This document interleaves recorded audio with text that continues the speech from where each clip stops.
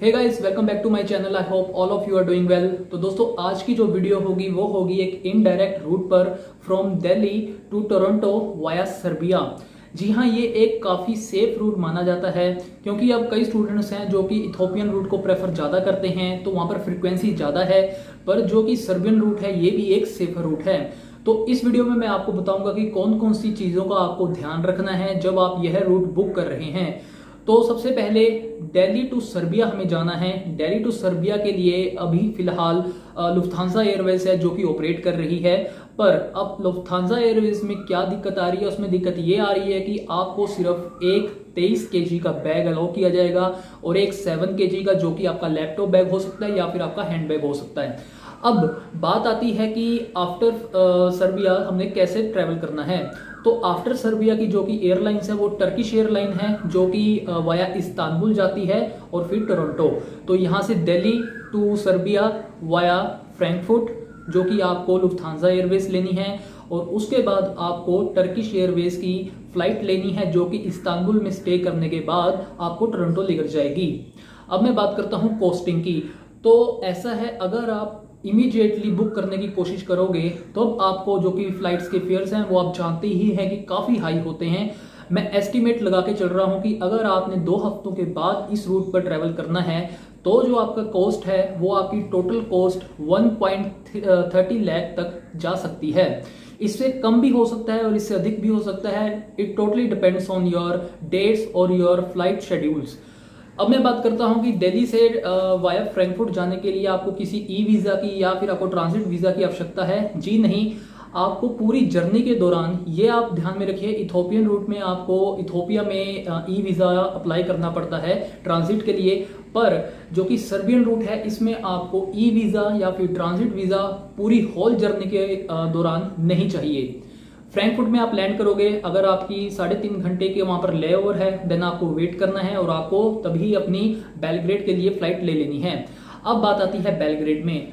Belgrade में आपको RT-PCR देना है जिसके लिए आपको 1 से लेकर 2 या 3 दिन, या आप पे डिपेंड करता है कि अगर आप यूरोप फर्स्ट टाइम आ रहे हो, आप थोड़ा सा एक्सप्लोर करना चाहते हो तो आप 3 या 4 दिन का स्टे ले सकते हो। अगर आपको इमरजेंसी या आपने जल्द ही ट्रैवल करना है देन आपका 1 दिन का स्टे काफी होगा।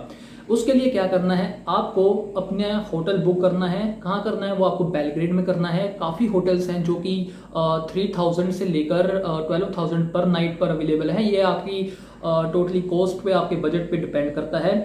उसके बाद अब यहाँ पर ध्यान दीजिएगा कि RT-PCR कैसे करवाना है, क्योंकि इथोपिया में तो जस्ट आप वहाँ पर लैब में जाइए और आपका तुरंत वो RT-PCR कर देते हैं। पर यहाँ पर आपको RT-PCR लेने के लिए सबसे पहले अपॉइंटमेंट बुक करनी पड़ेगी, जैसे कि आप टीकाकरण के लिए फर्स्ट डोज के लिए हमारे इंडिया में ही करते हैं।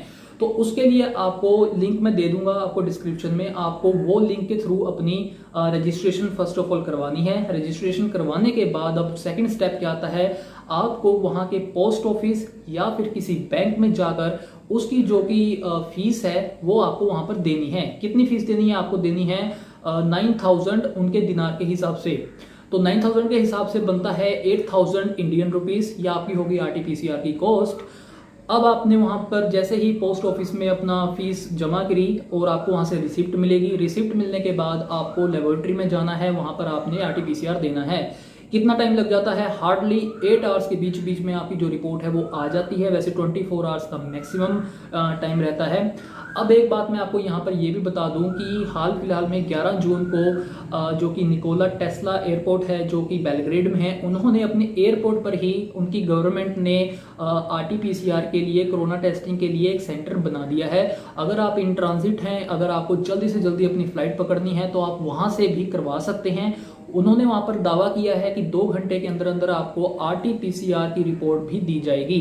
एंटीजन टेस्ट भी वहां पर अवेलेबल है, बट एंटीजन टेस्ट की तो मांग ही नहीं है टोरंटो में या फिर कहीं और पर भी। RT-PCR के लिए आपको 2 घंटे का टाइम लगेगा और आपकी जो कॉस्ट है वो भी बाहर जो बेलग्रेड में कॉस्ट है वो सेम रहेगी। तो अब तो रही बात बेलग्रेड तक, सब ओके हो गया। जैसे ही आपकी नेगेटिव आती है, आपने अब बेलग्रेड से जाना है टोरंटो। बेलग्रेड से टोरंटो जाते वक्त आपको इस्तांबुल में स्टे करना पड़ेगा। इस्तांबुल में आपके लेओवर पे डिपेंड करेगा आपको कितना स्टे करना है। मैक्सिमम 4.5 या 5 घंटे का लेओवर होता है। अब बात यहाँ पर आती है जो कि फ्रिक्वेंटली जिन्होंने रिसेंटली ट्रैवल किया उन्होंने बताया है कि इस्तांबुल एयरपोर्ट पे थोड़ी सी जो इमिग्रेशन है या फिर सख्ती है वो थोड़ी सी ज़्यादा है। वो ज़्यादा इसीलिए है, वो आपके जो कि डॉक्यूमेंट्स हैं वो क्रॉस वेरीफाई करते हैं, वो अच्छी तरह से जांच पड़ताल करते हैं, आपके शूज़ उतरवा कर आपका लैपटॉप तक चलवा के उन्होंने स्टूडेंट्स का देखा है। तो घबराना नहीं है अगर आपके पास डॉक्यूमेंट्स, अगर आप यार बेलग्रेड तक आ गए हो तो ऑब्वियसली उन्हीं डॉक्यूमेंट्स के बेस पर ही आप टोरंटो ट्रैवल करोगे ना, तो घबराना नहीं है। बस ये है कि थोड़ी सी इनकी जो सिक्योरिटी है वो हाई है एज कम्पेयर टू अदर लेओवर्स। बस अब आपको टर्किश एयरवेज की फ्लाइट लेकर और वहाँ से टोरंटो चले जाना है। बस टोरंटो में तो आपको पता है इमिग्रेशन ऑफिसर्स हैं जो कि वो तो अपने बेसिक्स मांगते ही हैं, LOA, आपका GIC की फ्री रिसिप्ट होगी, आपका जो कि 3 डेज़ का होटल क्वारंटाइन है इन कनाडा उसके बारे में, या फिर अदर थिंग्स जैसे कि आपका टाइम टेबल हो गया, आपका एनरोलमेंट लेटर हो गया, ये आपसे पूछ सकते हैं, और आपके RT-PCR जो कि आपने बेलग्रेड में करवाई थी। अब यहाँ पर बात आती है कि जो आपकी RT-PCR इंडिया से होगी वो 48 आवर्स पहले करवाना अगर आप वाया सर्बिया जा रहे हो, क्योंकि ये उनका रूल है कि 48 आवर्स पहले आपकी RT-PCR होनी चाहिए। सर्बिया में रुकिए, वहाँ पर RT-PCR दीजिए और फिर वहाँ से ट्रैवल कीजिए। अब बात आती है कि क्या मैं प्रेफर करूंगा इस रूट को। देखो सर, ये आपकी टोटल अर्जेंसी पर डिपेंड करता है। अब जिन बच्चों का वीज़ा जो है वो एक्सपायर होने वाला है, या फिर उनका जो कि हाइब्रिड कोर्स है उनको वहाँ पर जाना ही पड़ेगा, या फिर जिनका समर ब्रेक साथ में आ रहा है, आफ्टर अगस्त आ रहा है, तो वो इस रूट को प्रेफर कर सकते हैं।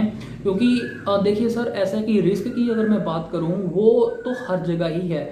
अब मेरा ही आप एग्जांपल देख लीजिए, जब मैं वहां पर जा रहा था डायरेक्ट फ्लाइट के लिए 16 अप्रैल को, तो रिस्क क्या था, डायरेक्ट मेरे को फ्लाइट ही पकड़नी थी, पर लेकिन एक मेडिकल के चक्कर में उन्होंने मेरे को वहां पर बोर्ड नहीं करने दिया। तो रिस्क तो हर जगह ही है। अगर आप मान के चलो कि यार नहीं, क्या रिस्क नहीं होगा, तो रिस्क तो हर पल पर ही है। तो ये टोटली आपके ऊपर डिपेंड करता है, आपकी फैमिली पे डिपेंड करता है कि वो आपको भेजना चाहते हैं इस इनडायरेक्ट रूट के थ्रू या नहीं। ठीक है, तो ये थी पूरी knowledge of indirect route of Serbia. अगर आपको फिर भी कोई दिक्कत आती है तो आपको मेरे को कमेंट सेक्शन में पूछ सकते हैं। और आज की वीडियो यहीं तक थी। उम्मीद है आप सभी को यह वीडियो पसंद आई होगी। वीडियो के पसंद आने पर लाइक करें, और अनदर वीडियोस के लिए please subscribe my channel, and thank you so much for giving your time.